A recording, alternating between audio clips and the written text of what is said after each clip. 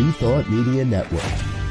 We are a global broadcast network of positive music, media, and entertainment, inspiring humanity's evolution along the journey of enlightenment and creating a world of love, peace, empowerment, and prosperity for all. New Thought Media Network. Positively inspiring.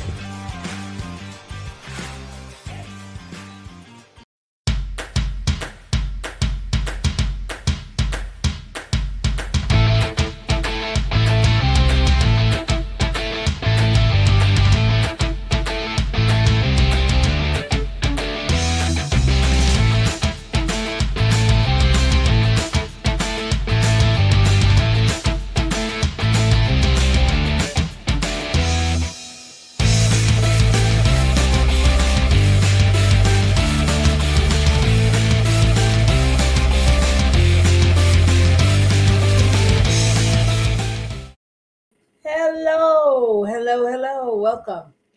What a charming background we have today here on Look at that. I think I screwed up. All right. So we're here. And I'm just looking at my husband's hat. So let's just do the preliminary things. Take two. Hi, welcome to Rockin the Love. I'm Robyn. And I'm Gil. And we're your hosts for Rockin the Love. We're here every week, Wednesdays, midday, in the mid-country or the west. Or anyway, you'll find us different times, but 1 o'clock in mountains. And we talk about relationship. And right now, my wife's wondering why. Why is she in a relationship with this man? And mostly this man in that weird hat. What is that? This is my Grand Canyon hat. You know, I looked at other hats. I have like an Xfinity hat. I thought, well, you know, some people will be offended because, you know, there's a lot of people who don't like Xfinity and I don't want to wear that.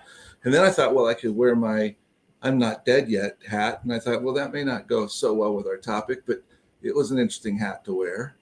And then I found this one, which kind of had the color scheme, which was more like the natural colors that I was wearing. So okay. I thought it might be good. It's the Grand Canyon. For those of you who don't know, the Grand Canyon is a national park in Arizona. But the hat is, the picture's fine. It's just the hat comes up to like a point. It's very strange. Well, that's because underneath the hat is the little point on my head. All right. And so this is a show where we talk about love. Love. And love being another word for God, for spirit, for source, for universe, for all one, for all of those things, and knowing that at the end of the day, it is indeed love that changes lives, changes the world. So that's what we like to talk about here. And we talk about relationships, and we talk about our relationship to everything, not only each other, but our primary relationships, but also our relationship with ourselves, with the planet, with our work, with our money, with all those different things, because everything in essence requires us to be in relationship, because we can't be somehow relating to something else without being in relationship. And all the time we're relating to something, because it's all about who we are and therefore who we are in the world. Yes.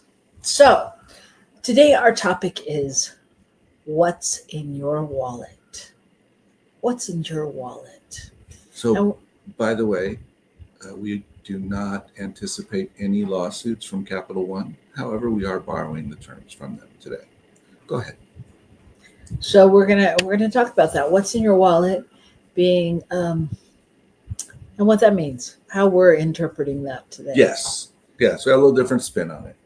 So welcome. Let us know you're out there. I want to say hello to, I'm gonna call it our secret society out there. We have these secret folks that watch on whatever platform they watch, but we don't know they're there. But people come up to me every week and tell me how they were there. So I'm going to say hello to our secret society club. Our secret viewers club. I think Alvin and Louise are the presidents of that club. Yeah, I think so. And I don't know if it's because they're embarrassed that they watch our show. Maybe they don't want other people to know. They're okay telling us, but Okay, what's in your consciousness that you would say that? I don't know. I'm feeling a little like somebody spiked my orange juice this morning, which is really weird. It's a weird feeling. Perhaps my oxygen is running low. I don't know. Perhaps because as far as I know, you weren't having orange juice. Exactly. That's how bad it is. All right. So it's been an interesting week here in New Mexico. As you can see, if you are an avid viewer, I am home. Yay, home. Home is where the heart is. Although I tend to take it everywhere I go. Good. By the way, we're back to the animal rescue studios in Albuquerque, New Mexico. We are. Instead of the human rescue studios that we were in last week at the hospital in New Mexico. Right. So I'm home. All is well there. It's been a busy week. Right? Mm-hmm. Mm-hmm. It always is. And it's all about, for me, it's all about learning how to work through what is and mold that into what I think, quote, should be, and know what really is. And it's a dance, and sometimes it's a really challenging one for me anyway. I think true. it's less so for you, but it is for me. Yeah, that makes sense. But I do think like it's June. It is June. This is the first Wednesday of June. It's the first Wednesday of 2025. June. It's we're at summer now. We're going into summer. We are halfway year. into the first quarter century, the quarter of this century. 25. That's wild. It's really pretty crazy. I mean, it's great, but it's remember when you were a kid, like, or I'll speak for myself. When I was a kid, like, and you could, you marked the seasons differently, right? So, well, we never got out of school till June, but right. Nowadays it's a May thing. But like school ended, and then like there was this whole like excitement around like what was to come. It didn't matter what was to come. You knew it involved summer and popsicles and not going to school. Not going to school. Yeah. Right. Yeah. Family vacation sometimes. Just, gosh, and it always freaks me out now when we're like, oh, it's August 2nd. The kids go to school tomorrow. I'm like, what? Yeah. That's a month early. Yeah. What happened to the rest of their summer? I know. They got cheated. Well, I think, global warming has messed us all up. Nobody even knows when they should be going to school, because really it makes no sense to be going in the middle of summer to schools which struggle with air conditioning. It just is nuts. But, it's what we do. Yeah. So anyway, it's June, and that's what's going on here. It's exciting that some people are summer vacationing because we have all kinds of people coming to visit us. That's true. We have a big month of visitations. We do. Or visitors. I guess visitors is more accurate. Visitations. That's another show. It's another path. Yeah, we do. We have people coming to visit from California. Probably California. I don't know, but a lot of different people. It's like all of a sudden everybody was like, okay, let's go there. And we're really looking forward to it. We're looking forward to having a lot of fun. We get to hang out, do different things, and also just be hosts for people that are coming to Albuquerque and want to look around a little bit. Yep. It's We're also excited because next week at our center, we've been doing a thing called Solid Grounds with all kind of musical shows. Musical acts and things. And it's actually on New Thought Media Network on Friday nights. It'll be our 1-year anniversary. And that's super exciting. We're having all kinds of different people coming, so tune in if you get a chance, because this should be a super fun time. Can you believe that was a year ago we started that? No. It's crazy. But life is like that. And that's, we've talked about that, how time is moving. And I think, I also think because people are so, we the people do different, so many different things that time goes faster because you're not totally focused on one thing. You know what I mean? Yeah. Well, and the fact that I think time is relative. Time is relative, and it feels like it goes faster because I have a whole different perspective of how much time I've been here in this life, and so it's that's how it changes for me.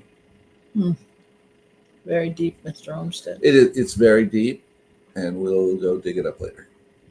Okay. So what's up? What's next? All right, it's time for the good news. Oh my God, the good news. Can you believe it? We have some good news for you today. We do. We do. We You have always some, do. I know. We do. And I have some. This is our segment where we talk about what's good in the world, because we know there's so many good things happening out there that we never get a chance to hear about. So we like to share what people are finding from around the world and what's happening. So I can tell you're ready. I got my glasses on. I'm ready to go. So what I want to talk about is, and when you hear this, you'll think, yeah, hello. I do that all the time with you.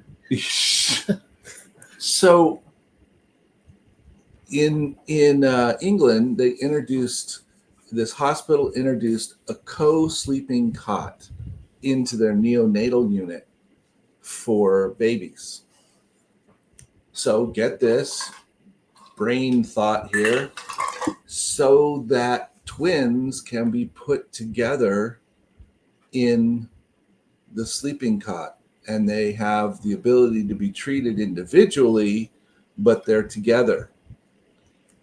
And the first kids that were put in this were born the first part of January, and they were at 29 weeks. They've been struggling since 20 weeks, and they finally were born at 29 weeks, which is early, considerably early. And they were 1 pound, 3 ounces, and 2 pounds.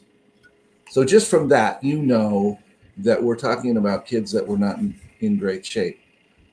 Basically, the parents were told they will not make it. And they put them in the co-sleeping thing, and they just continued to grow and thrive. And every day they were like, oh my gosh, what's going on? And so, clearly being in relationship, you had these two kids who were used to being together. And so without that stress of being torn apart, it changed their ability to heal, to move forward, to continue to grow. Right. And I just thought that was quite fascinating. And one of the coolest things, I think, is that the grandparents of the kids have started a GoFundMe, and the GoFundMe is if also GoFundMe, and also they're doing other things to raise money, is so that the hospital can purchase more of these to have them available when needed. Nice. And I thought that was pretty cool.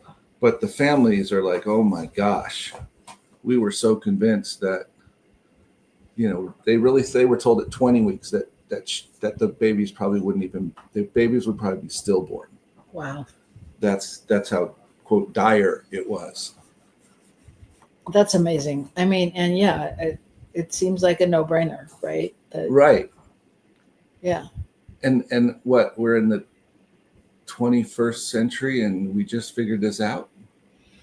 I mean, the 21st century since the Christian era. That doesn't count all the time before it, although probably they had it figured out at some point then. We just don't know about it. All right. All right. Well, that is good news, and that is very hopeful for many to come. My story is about a teen who rushed to work instead of partying after his graduation.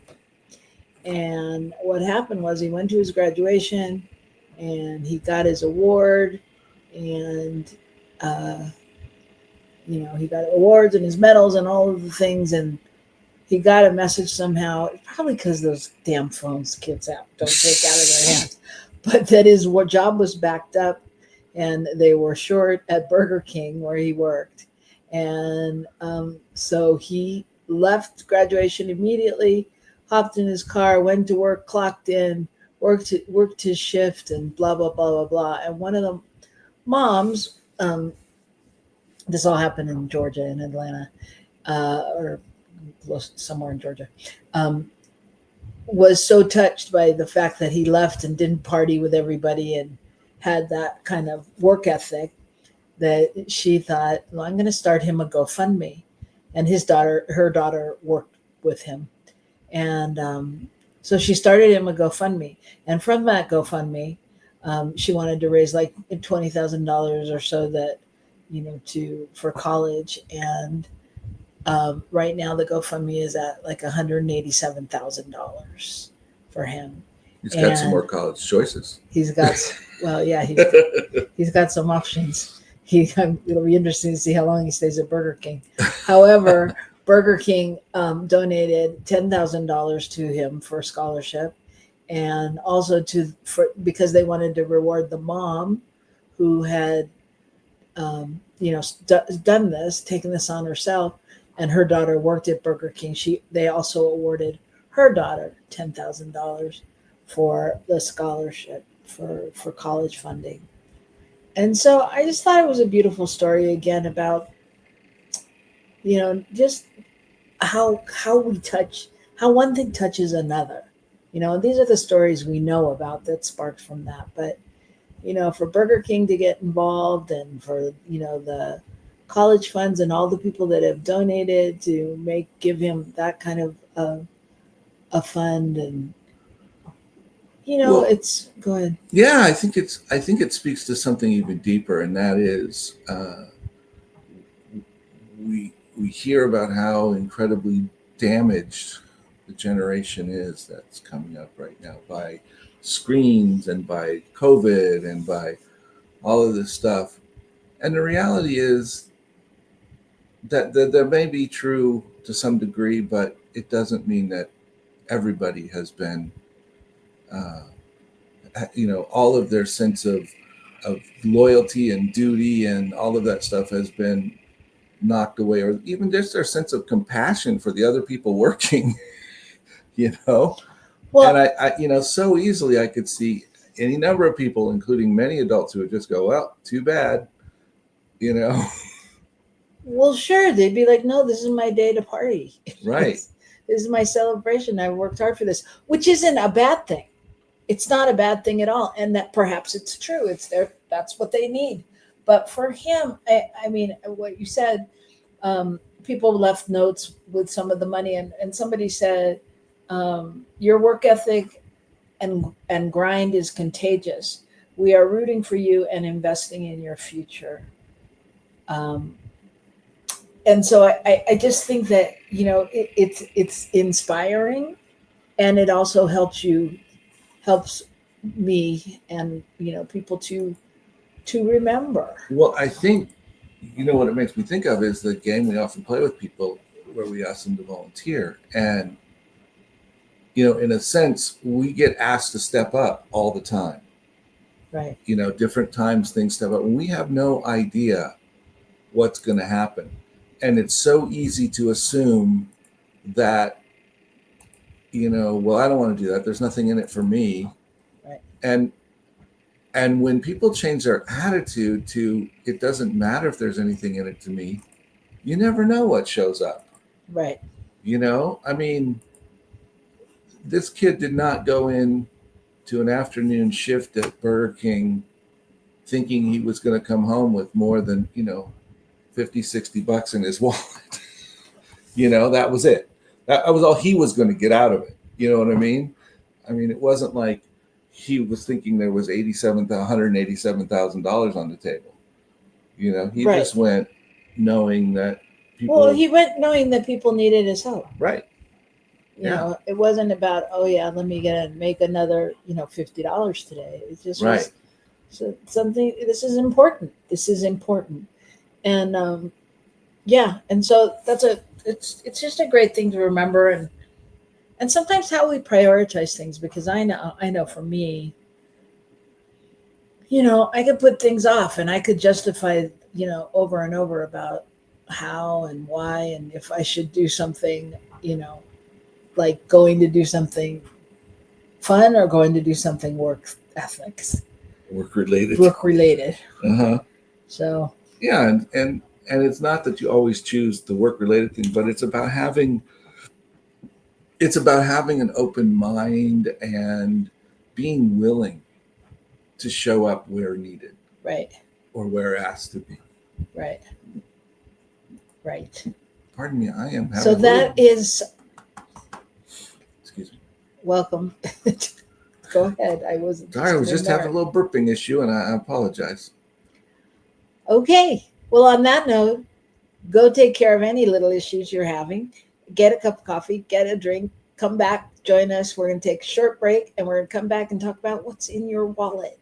And we'd love for you to join in with us. So get your questions and ideas ready, and we'll see you right back here on New Thought Media Network.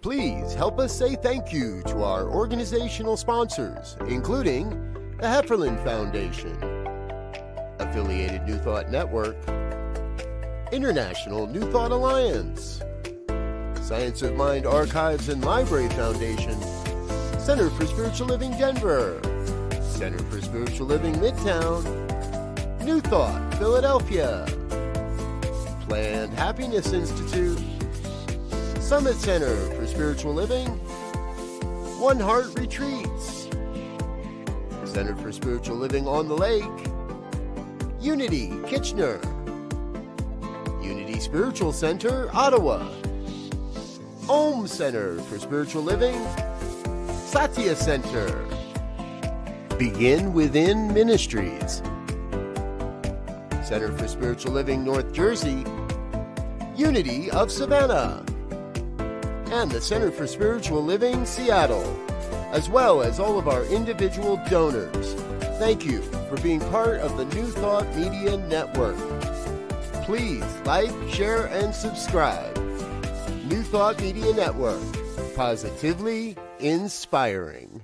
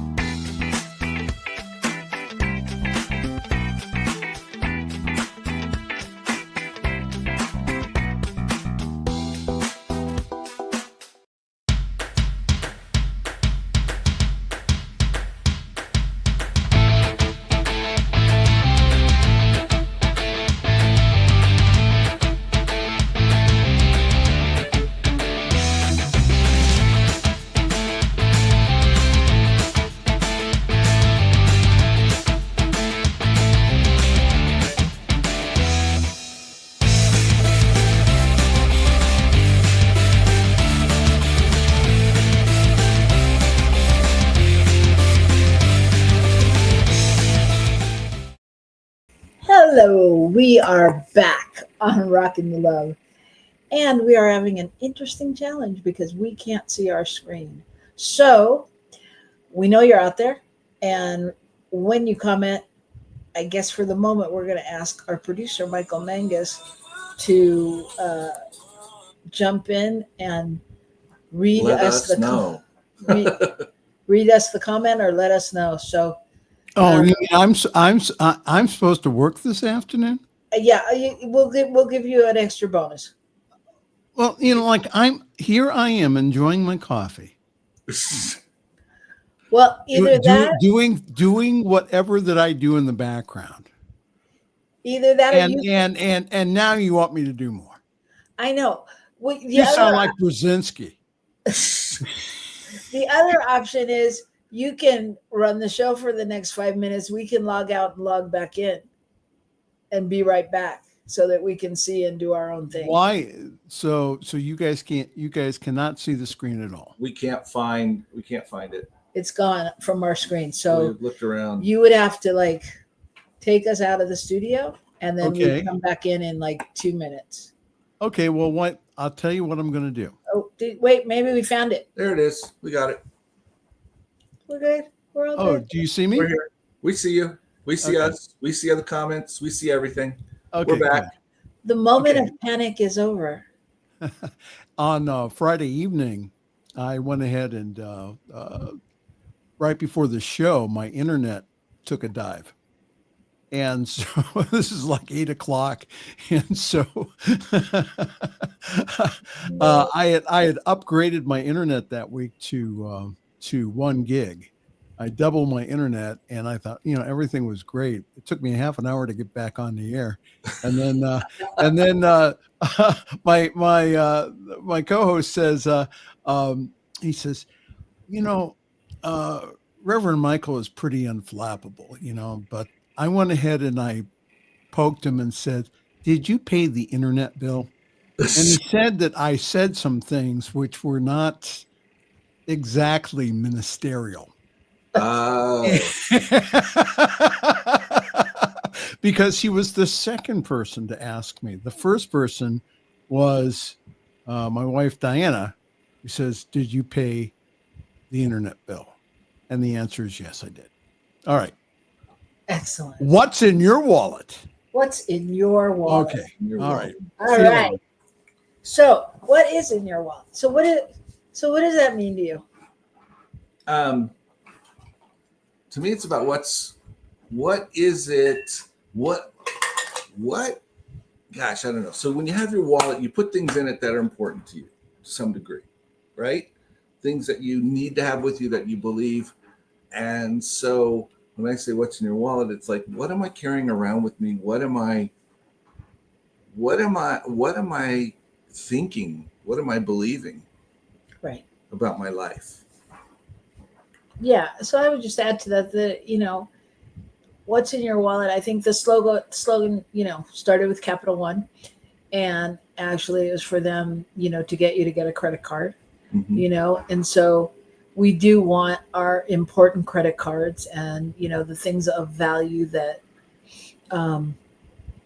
we carry around with us. Right. And like you said, Gil, whether you have photos of loved ones or you have, different things, or like if somebody gives you, at least in the olden days, if somebody handed you a piece of paper with the phone number on it, instead of putting it immediately into your phone, you put it in your wallet. It was an important place to store things. Yeah. So, and that's kind of what we do in our human system, right? Is we store things, So what's in your wallet? What are you carrying around with you that you want to, and is it what you want? Are you carrying what you want in your wallet, or do you have, an expired belief, Mm-hmm. it's run its course, it's had its time, and it doesn't belong there. And so that's the question today. So I had something really fascinating that I found, and this is out of Stanford, that they did some exploration on how does the human mind shape reality. And I thought this was really fascinating because, well, that's in fact what we say, and we thought is that your mind shapes your reality. What you think changes things. And so in this article, they say probably the best known way that your mind shapes reality is the placebo effect, where people get better if they simply believe they're being treated for a disease. For ages, that was viewed as just an experimental hassle. We have to do this because we have to make sure that the drug's actually effective, blah, blah, blah. And doctors are starting to rethink that and realize that placebos actually are their own path to better health. And then it goes on from there, and it says, it goes beyond medicine per se. People that believe doing physical work in a job counts as exercise live longer lives. People, when they hear that they drank a milkshake and that was indulgent, they start to feel fuller because it was too much.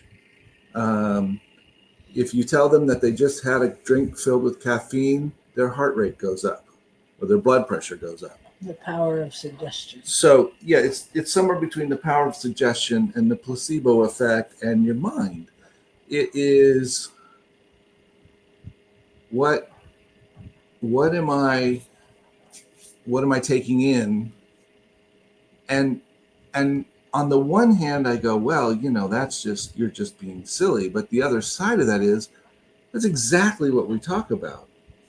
Is it mine to believe what I see, or is it mine to see what I believe? And you take that to the next step, and it just continues to get more interesting when we talk about how this kind of thing works. I have another one, but I gotta get to it for you. Oh yeah, there it is. Well, okay. We'll do it later. Well, go ahead. Can we talk about this one? Yeah. Okay. So how does that? So how does that show up? How are you saying that shows up? Are you saying, because one is you used the doctor example, and that's somebody else telling you something. So Right. Are you saying the things we tell ourselves? Well, I think really it is the things that we believe. The whole thing, for instance, with the placebo effect is people are told they're being given something that will help them. This will help you. Right. Okay. And so no matter what it is, they take it and assume that it's supposed to help them. And so their body decides to allow itself to release some of the pain. Whatever it is, the body does whatever that placebo is supposed to do. And of course, they use that to test between that and giving you something that supposedly had something in it that would actually do something, like that had an enzyme or a protein or something to actually affect your body. And the thing is, when we think something, when we believe something is, then it begins to outpicture in our life. If I believe that life is really hard, the effect for me is that I begin experiencing life as hard. And it doesn't matter what I think. It doesn't matter if I think, oh, it doesn't have to be that way, whatever. What matters is the thoughts that I take into belief. Right. If I just go, oh, who knows? I don't think this drug will work for me anyway. Then even the drug probably won't work for you. Right. Right. So it's the mental equivalent that you're holding. It's the mental equivalent. Yeah. And, which is why my charming stay at the hospital, like, everybody was great and everybody was fine and everybody was doing what everybody does at a hospital. And, my rapport with the doctors and things like that, like, I didn't find that they said anything inspiring or what's the word I want, supportive or motivating to move to another space. Except when the doctor said I had superpowers. Yes. No, but seriously, I at least then thought on some level she understood. Mm-hmm. Whether she was making a joke or not, it didn't matter. It still was saying that I defied, what their normal thing was, that And why would you should be happening. why would you defy the normal, do you think? What does that mean? I mean, why would it be that Robin Rice defies the normal versus somebody else? Because my belief of how I hold my health is one particular way. It's not to have any diagnosis of X, Y, or Z. Mm-hmm. Is that why you're asking? Mm-hmm. Yeah, it's because you don't. I walk in and tell you the car is on fire, and you go, "Oh, are you sure? What can we do about it?" I don't. Okay, but it's like yeah, that. I go, is It's everybody like okay? that. Yeah, I mean, it doesn't throw me into a loop. Yeah, you don't go crazy. You go, "Oh my God, blah, blah, blah," and run around and scream and do stuff. You either like pull out the fire extinguisher and hand it to me, or you go, something. But you don't just go into a tizzy around what's been said, what's been brought to your attention. And I let me pause and give some praise to my fifth. My husband? Oh no, I'm sorry. I missed that. I was wrong. No, my fourth, fifth, sixth grade science teacher, Mr. Phipps, because really, I don't remember a lot about science class, but I do remember when he said, "A thing is what it is." For whatever reason, that's my big lesson, my big takeaway from science. Thing is a thing. A thing is what it is. Like, you can't make it anything else. So for me, if somebody says the car's on fire, I can't change that. I can't stop that. I can't make it not on fire, for the most part.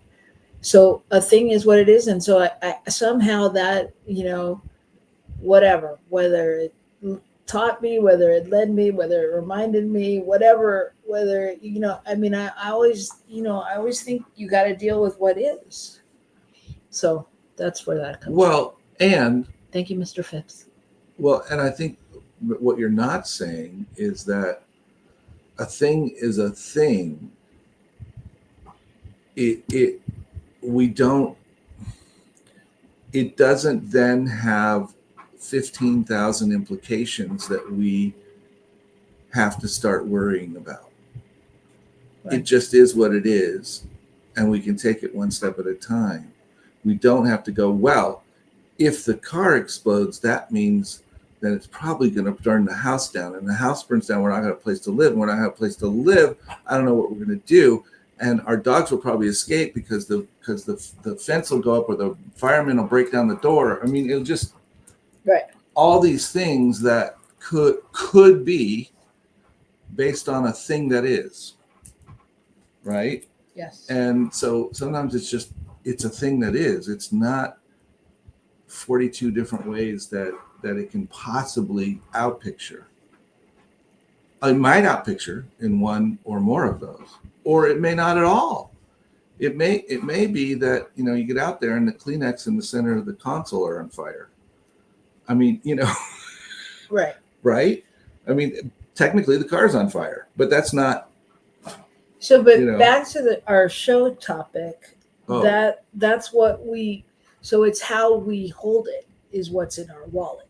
Mm-hmm. It's not if we hold a space of panic, if we hold a space of doom, oh God, this is, bad things always happen to me.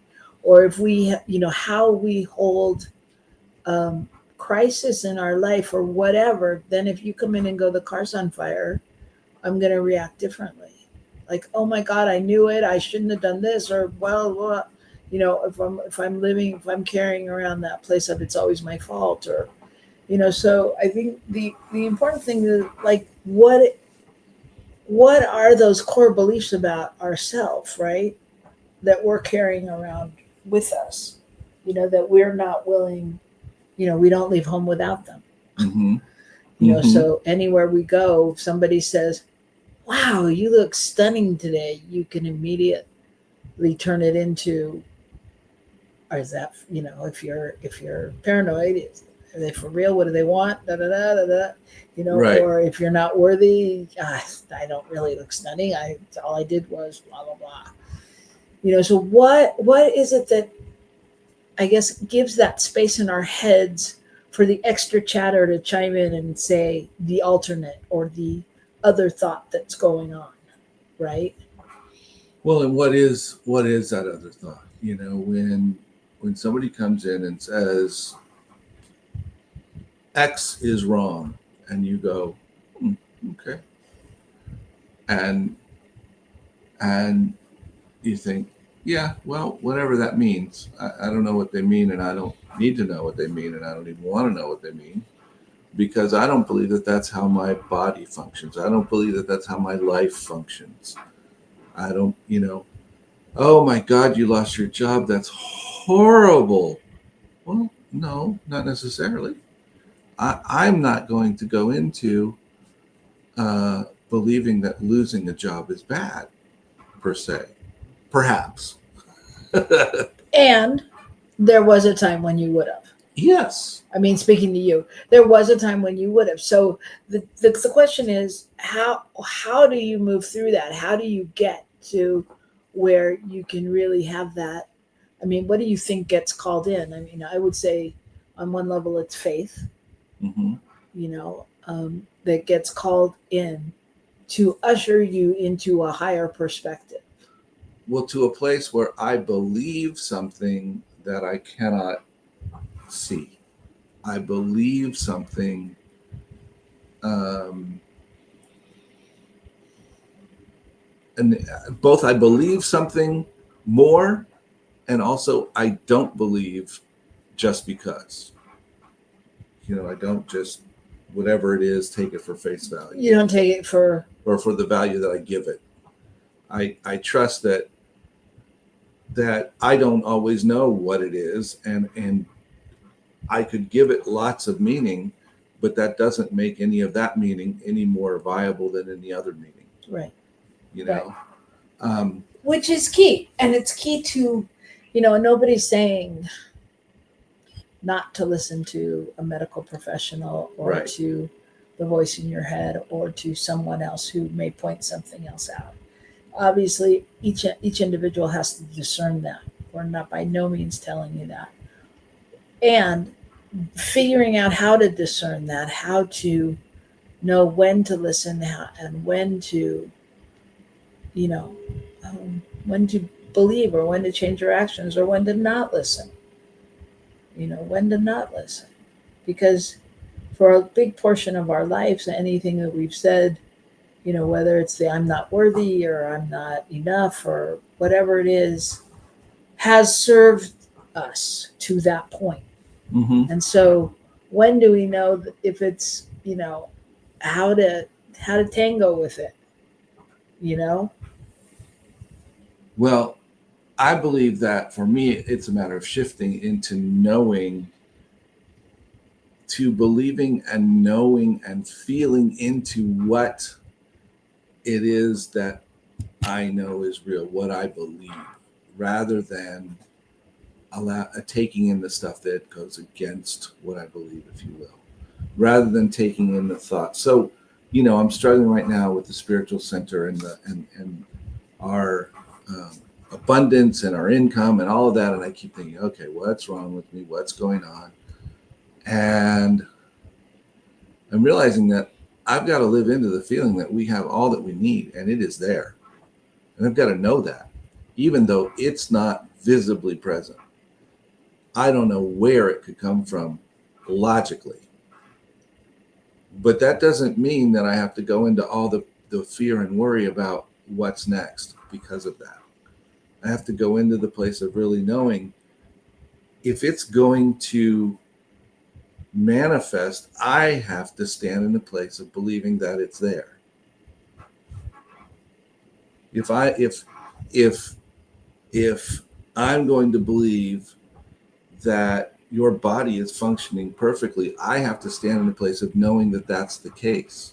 Yeah, I think, you know, yes, I agree. And I think it's kind of a tricky situation in that believing is more than just being able to say, I believe this is true, to repeat it 70 times 7, to, to stand in that, I don't know, in living into that place. I think it's because it's more than that. You've got to, it's really a mindset in which everything else in your life gets adapted to it as well.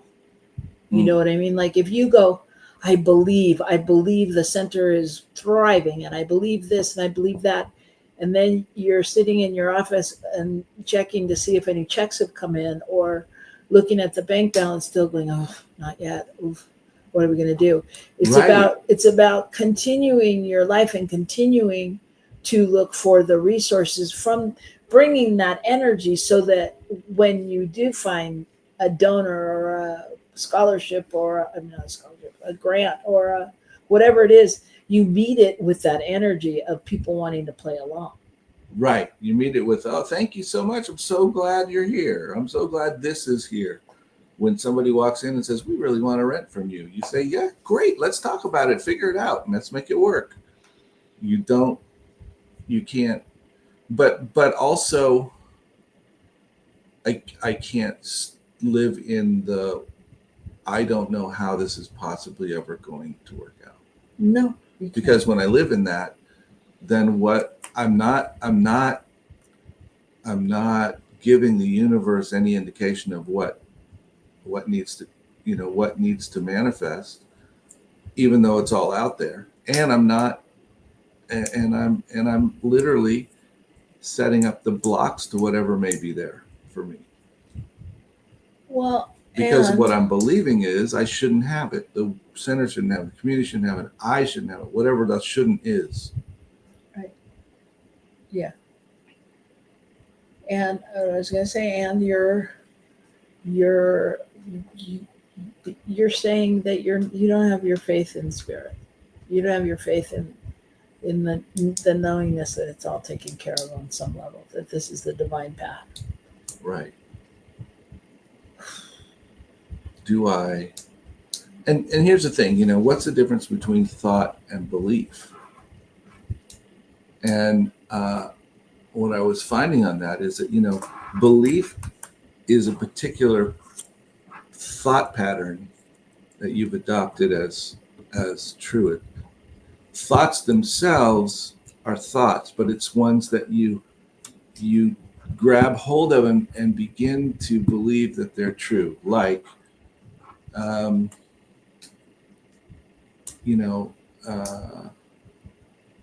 can't win. I'll turn that into my belief. I can't win. And you were just saying last night, remember how we won everything on the cruise ship that one time. And we kept entering every silly contest that they had, knowing that we were going to win something. And we did.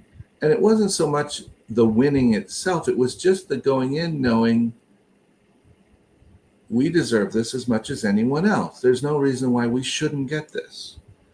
And I think for me, a lot of the time, I think of the reasons why, so-and-so is probably more deserving, or whatever that thing is. I think even more than the deserving thing, because the deserving is the one I think is not overplayed. Overplayed. Okay. I mean, not necessarily. I mean, for people that have been spiritual for a while, I think it's overplayed. I mean, but even more for the thought of, well, it doesn't have to be me. Like all the things with the auction the other day. I'm polite. Yeah, you're polite. Like somebody else should have it. Somebody else should have it. And we give it away because we're like, oh yeah, it'll happen for me again. Which it's interesting to find the balance in that. We did a raffle the other day at church for all this stuff, and one person kept winning over and over and over. So they kept putting their thing back, and another ticket of theirs would come up. And then somebody else won like the grand prize, and they're like, oh, I already had, I already have enough of this artwork. I don't need to win this. Put it back, give it to somebody else. People kept giving it back. And so that's just interesting, right? Like, where do we just defer because we want to be nice? Well, I wanted to know. I just want to say I took my prize. I was going to say, I was going to note that you in no way were nice. You just took yours, damn it. I won. I took it. But that was an interesting demonstration as well. It's like, well, thank you very much. Well, and don't think I didn't think, oh, Christ, I'm the minister's wife. I should put it back in.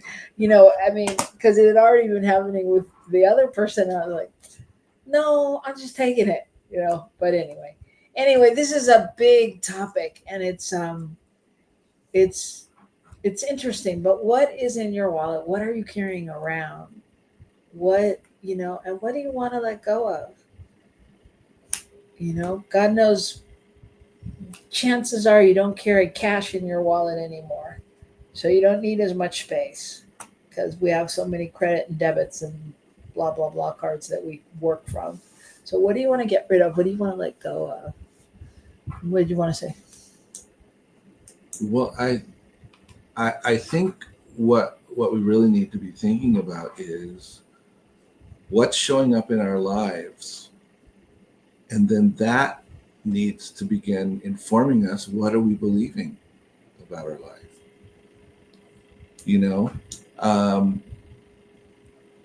If I'm saying every day, I am abundant, but I'm really thinking, I really have a belief deep down that I don't deserve it, then it may not be showing up. If it's not showing up, then what is the real belief? And what do I need to do to get in touch with that so that I can work with that? If why do I believe I don't deserve it? What's that about? Oh, well, my family sent me away when I was 16 and I'm not loved, and whatever that thing is, right? And then that's what I have to go back and go, okay, so maybe that's true, but that's just a thing. That's just something that happened.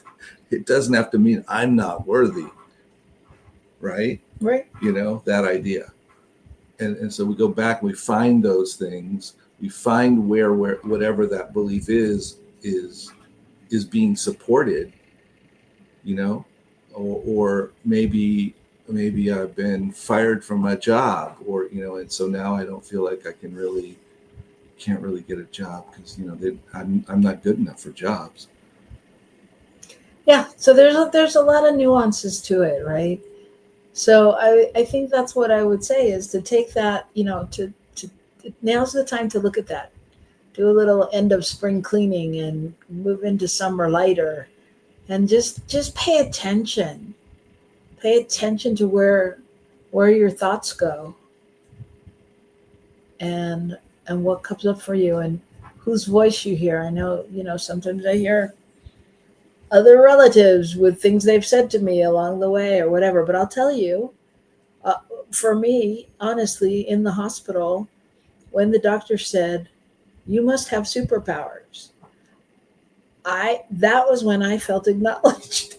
Mm-hmm. I was like, okay, that's the truest thing she said, because she didn't know. She couldn't make the diagnosis that she normally makes because it wasn't the same pattern. Right. There were this thing and this thing and this thing, but the things that should indicate how those problems exist or why they exist or if they're going to reoccur, or if they really are right, existing or whatever, weren't there. Right. And so, yeah. And so for me, I don't like anyone dictating my life. When I know that there's something far bigger in control. And again, I am not by any means condoning not to pay attention to medical diagnosis and all of that. But I just am saying, when you know in your heart, in your center, in your being, where your power is coming from, then you can use it in all kinds of ways. And so I just invite you to do that this week, to take that out into your week, and see really where you can change your thinking, change your life. Thank you, Wayne Dyer. Where you can do that. And I know it sounds trite and we've heard it all over the place, but Are you putting it into play? And is there something small you can do? Even in a belief about, being hungry and needing to go to the refrigerator in that moment for food. Is that true? Can you sit back and wait, or whatever it is you think you need to do? So enough of this. So I want to acknowledge Wayne. Thanks for being here with us. And yes, I'll be happy to shake your hand if we ever meet somewhere in person. And I appreciate you being on with us, and appreciate everyone that's been on with us today. I hope that you got a little something out of it. Because by gosh, this whole idea is hugely related to how we are in relationship with ourselves. Yes. And Wayne, if you decide to go visit us in Banff, when everybody's there, I'll bet you'll not only get handshakes, but you'll get some hugs too. So hopefully you'll come to our convention in the summer in Banff. But for now, we are Robyn and Gil signing out. And join us next week, and we're going to have some great shows this month. We're going to have Shay here to talk about radical self-care. We're going to have all kinds of things going on all month. So just join us and rock the love. Rock the love as you, wherever you go, whatever you do, take it out into the world and make it big and juicy and yummy. Thank you. See you next week. Rock it, rock it.